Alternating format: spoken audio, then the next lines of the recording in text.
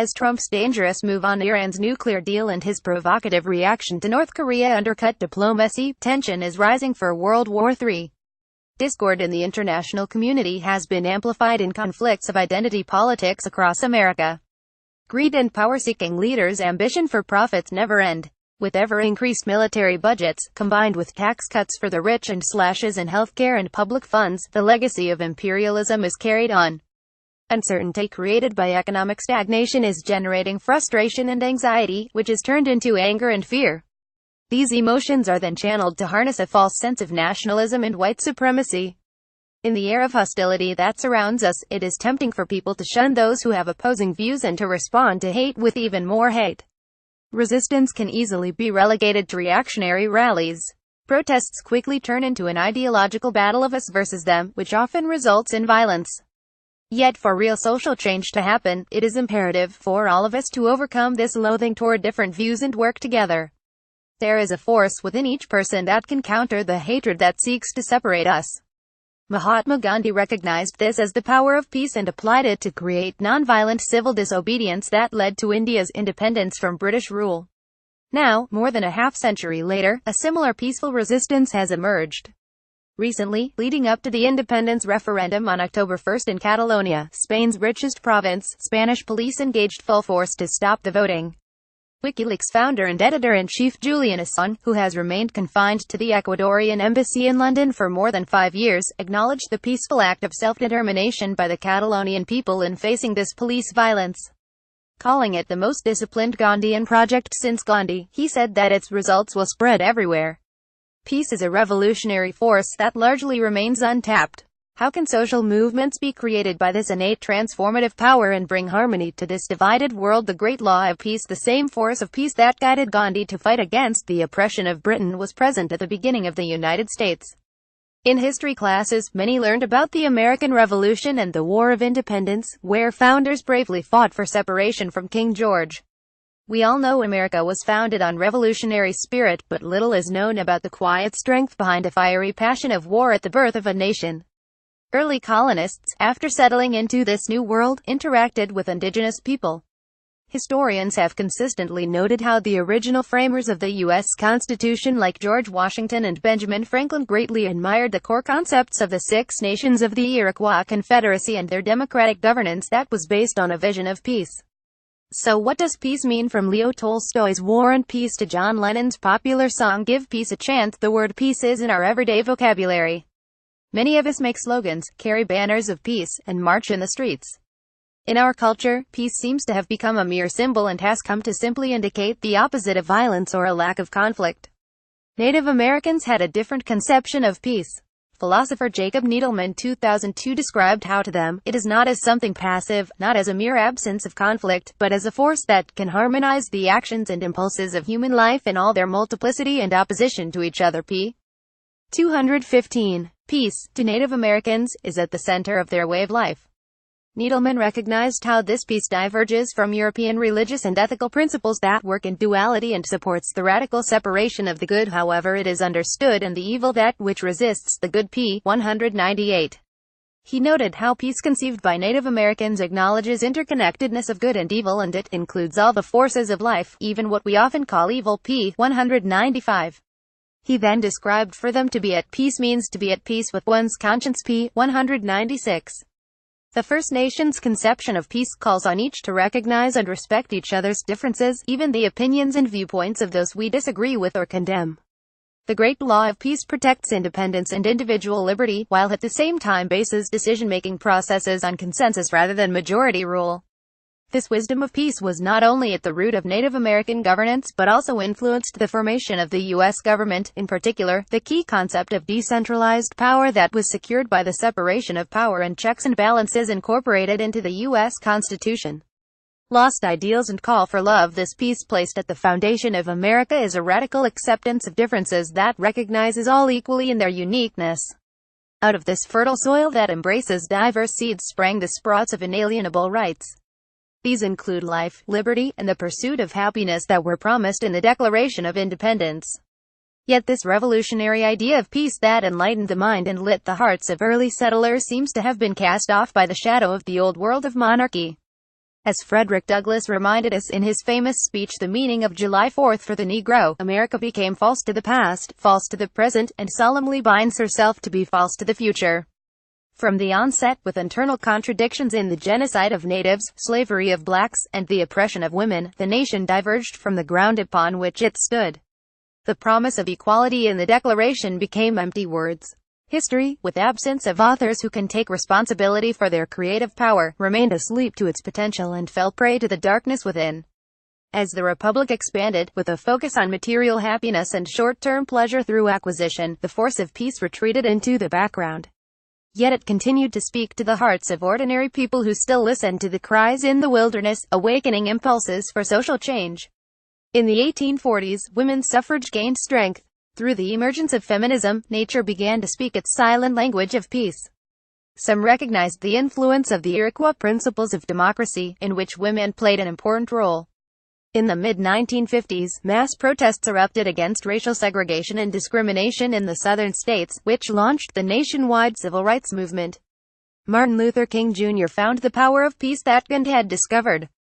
In his effort to liberate black people in the struggle for civil rights, he inspired the nation through a true message of peace, its unifying force of love even for one's enemies. In his speech delivered in 1957 in Montgomery, Alabama, Dr. King said somewhere, "Somebody must have some sense. Men must see that force begets force, hate begets hate, toughness begets toughness. And it is all a descending spiral, ultimately ending in destruction for all and everybody. Somebody must have sense enough and morality enough to cut off the chain of hate and the chain of evil in the universe. And you do that by love. Such is the decentralized power of peace. It inspires all to yield the urge for power in order to open a space for others to come forward, a principle necessary for democratic dialogue."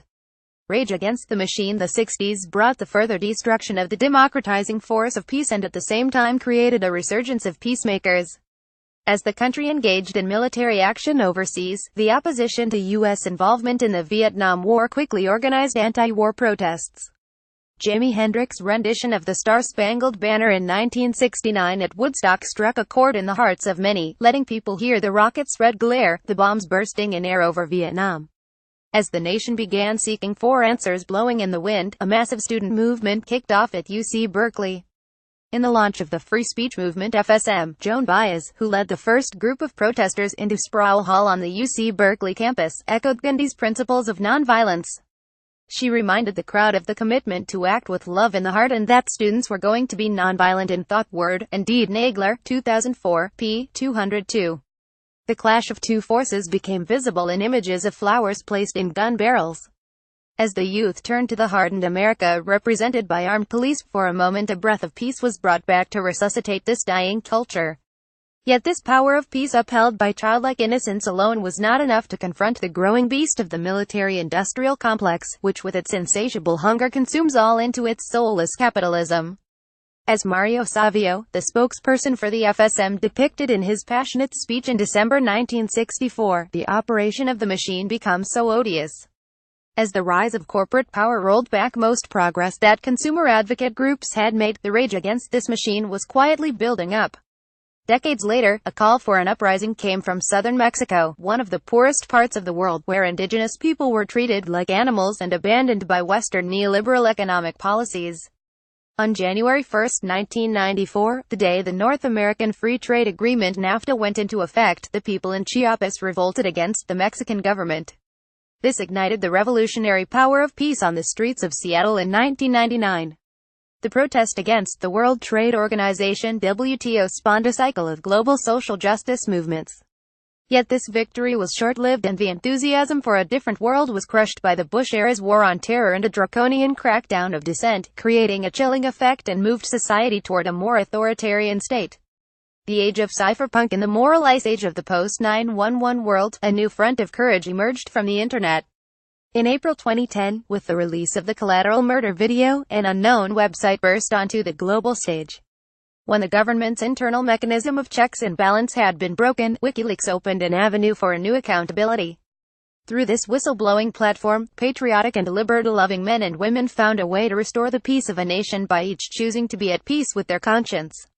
Empowered by the vision of cypherpunks, a group that advocates social change with the use of strong cryptography, WikiLeaks engaged in nonviolent information warfare, freeing speech that is censored and oppressed.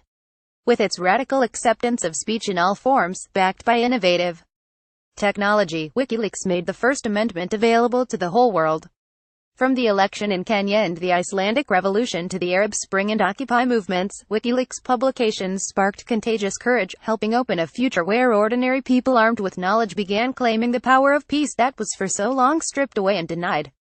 History that was awakened through this courage is still moving. Now in Catalonia, as Assange observed, significant events were happening that would change the relationship between population and state in Western Europe since the fall of the Berlin Wall. As the Spanish government seized election literature, shut down websites, and threatened politicians as well as the offices of newspapers, the Catalan president gave his people instructions on how to circumvent this blockade and obstruction of free speech. Assange then noted when Catalonia's press is tweeting how to use proxies to avoid voting censorship, we are in the age of cypherpunk. He then provided technical support for people in Catalonia to communicate and organize securely, as they faced Spanish oppression for their right to vote for the referendum. Currency of radical acceptance. The unchecked power of the dominant elite continues, engaging in the suppression of free speech through economic censorship. Along with control of public media and police, the Spanish government has been trying to seize control of Catalonia's finances. Assange, who had first-hand experience of this kind of financial warfare with private companies' illegal banking blockade of WikiLeaks, called people's attention to the network of resistance that has been steadily growing online. The invention of Bitcoin was the holy grail of cypherpunks. With features of permissionless, censorship-resistant, and unseizable transactions, it was envisioned to become stateless currency that preserves the individual liberty of all. The white paper of this revolutionary decentralized money was published in 2008. It became operational in 2009. The Iroquois law of peace codified in the wampum belt is now being coded into software. It becomes an armory that is made much more secure and immutable to any foreign or domestic attacks.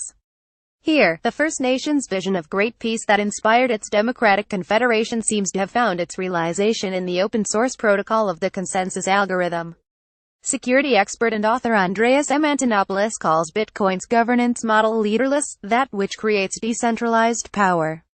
He describes how the system motivates people to come to consensus at a very high level and decisions are made by the circle of 5 constituents: miners, developers, wallets, merchants, and users. As the era of cypherpunk opened up, the tyranny of the incumbent legacy system gathered up its power to define a new digital age on its own terms. Western liberal democracy, with the arms of technology and transnational corporations, has now expanded throughout the world, placing all into an elaborate web of a financial-industrial complex. In this artificial machination of the world, money that has been used as a weapon to wage war and exploit can be automated, with humans no longer in charge. With mass surveillance and control, it can create a total dystopia. Here, the great law of peace enshrined in a piece of mathematics can offer a shield for ordinary people to defend themselves against the sword of power that seeks to control and enslave all living beings into institutional hierarchies. With Bitcoin, the First Amendment becomes an app that can be distributed across borders indiscriminately to anyone, including those condemned as enemies. Stewarded by developers around the world committed to the shared ideals of cypherpunk, Bitcoin makes its transactions from country to country, from belief to belief, from opinion to opinion, and traverses the way of peace.